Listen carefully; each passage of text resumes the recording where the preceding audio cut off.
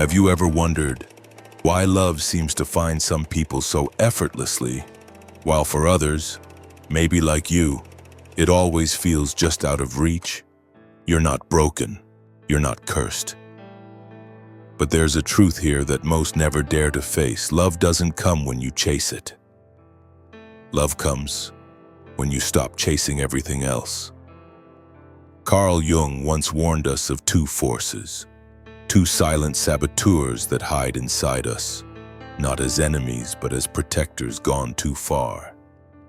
And until you see them clearly, they will keep you from the one thing your heart has always longed for. You want to know what they are?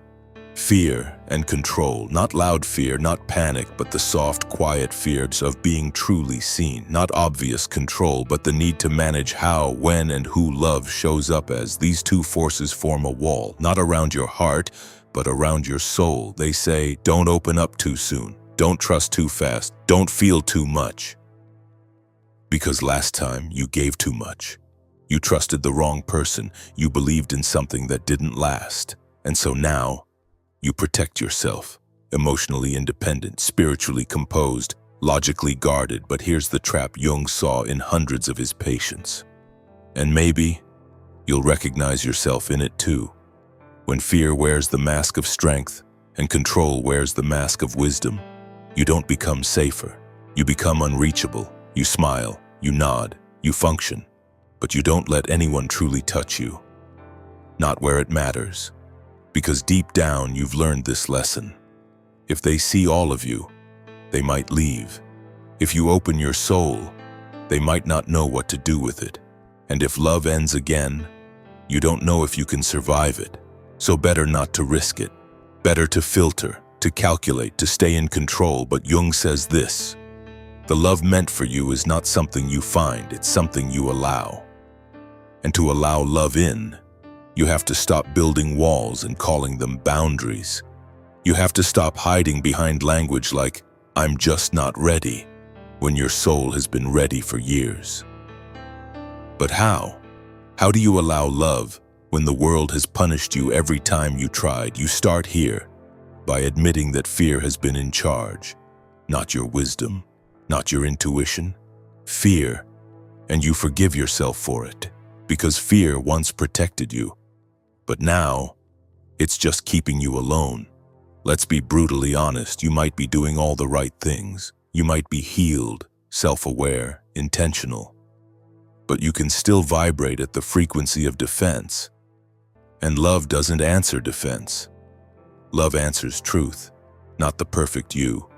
Not the one with the vision board, the goals, the plan, but the raw, honest, cracked open version of you, who still believes, still wants to be seen, and still doesn't know how to let go of control. But you must, because control might make you feel safe, but it makes you invisible to love. Let me ask you something raw. When was the last time you truly showed up as yourself? Not the polished version, not the stable, spiritual, intelligent one. The real one. The one who's tired, who's afraid, who's still hoping someone somewhere might love them anyway. That's the self-love is looking for, but you've been hiding them behind control, and control is seductive. It says, plan the timing, check their background, wait until they prove themselves. It calls itself discernment, but often it's just fear in disguise. Fear of being abandoned, fear of being rejected again, fear of giving too much and being left with nothing. You don't admit this out loud.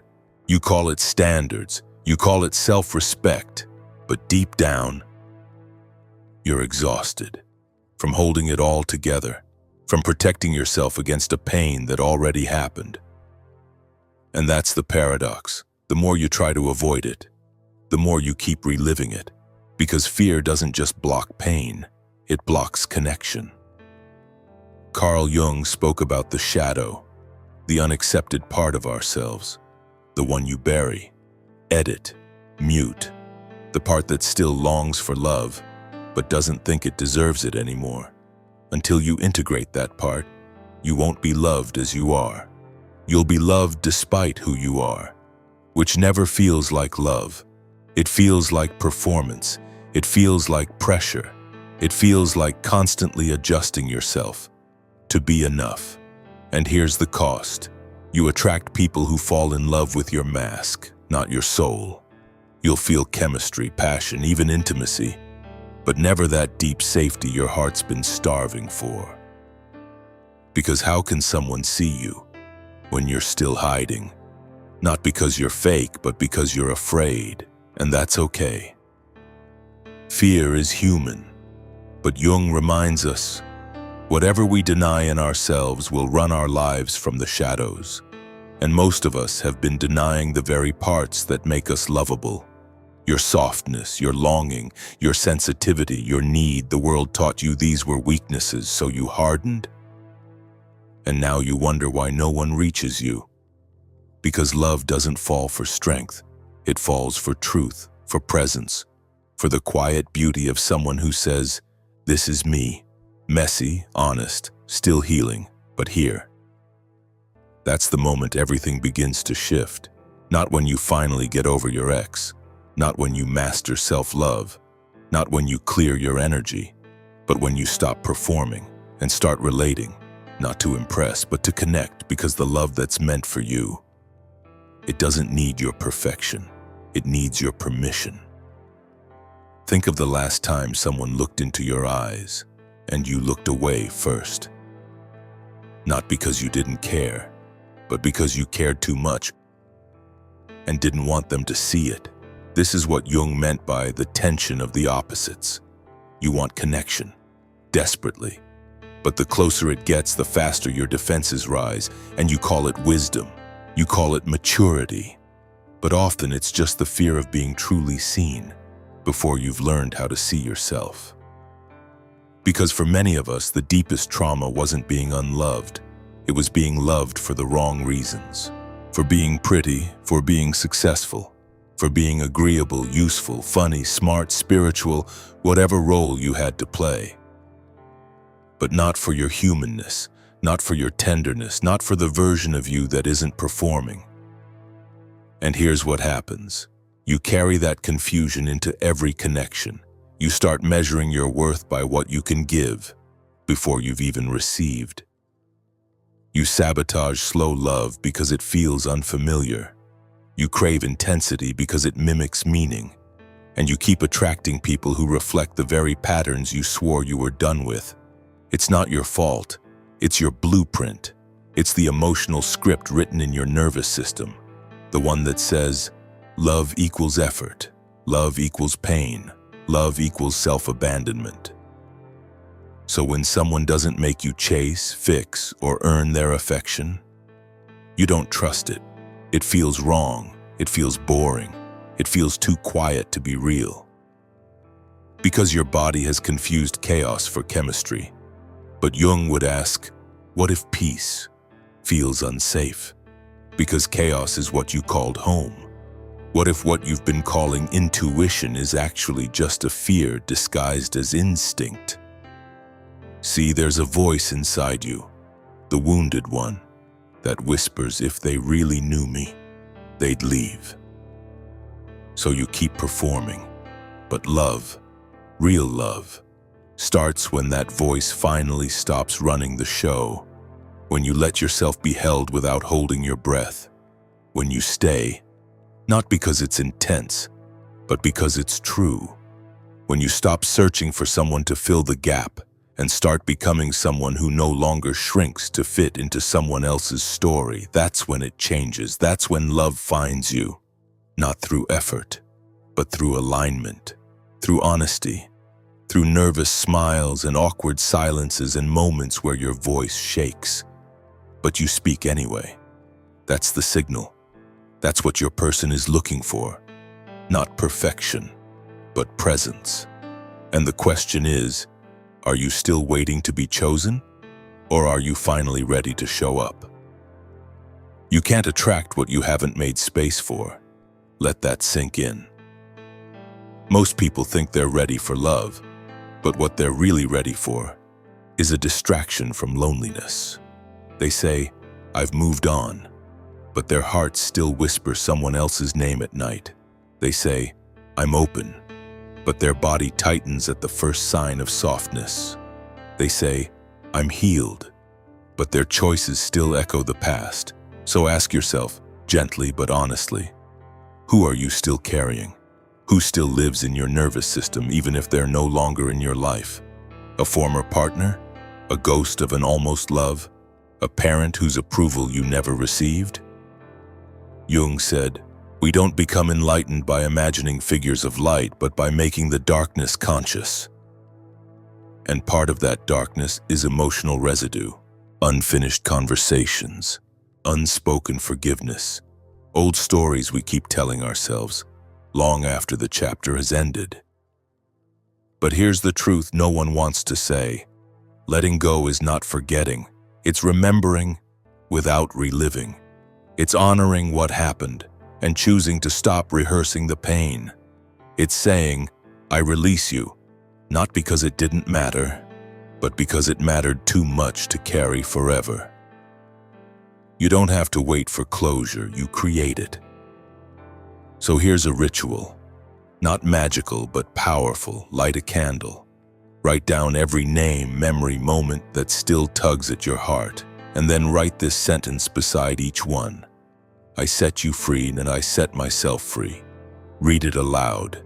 Feel it in your chest. Then, burn the paper. Watch it turn to ash. And know this, you are not abandoning them. You are reclaiming you, because there is no space for destined love. While your soul is still clinging to echoes, you must become a new vibration before you can receive a new connection. And that requires presence. It means showing up in your own life as someone who no longer performs, pleases, or pretends just to be chosen. Someone who walks into the world not asking, "Will you love me?" but asking, "Can you meet me where I already am?" Because the one who is meant for you will not be summoned by your masks. They will only recognize your truth, so let it breathe. Let the old versions die. Let the future love. Find who you really are. You don't need to polish yourself into perfection. You need to reveal yourself in truth. You need to be real, and that's the paradox no one teaches you growing up. That the more you try to become lovable, the further you drift from the love that was meant for you. Because love doesn't find you when you're finally ready. It finds you when you're finally honest. Honest about your fears. Honest about your softness. Honest about the fact that you've been hurt. And still, you're open.